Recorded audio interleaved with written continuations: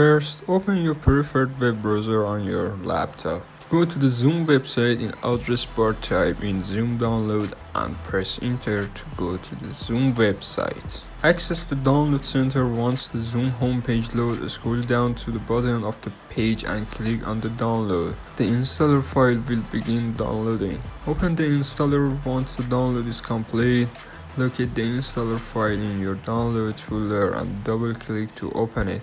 Launch Zoom. After the installation is complete, the Zoom app will automatically launch. You can also find it in your Start menu or Application folder to open it later. Sign in or sign up to start using Zoom. Click Sign in if you already have an account, or sign up free to create new Zoom accounts. And that's it, you've successfully downloaded and installed the Zoom app on your laptop. If you found this tutorial helpful, don't forget to like, comment and subscribe for more videos.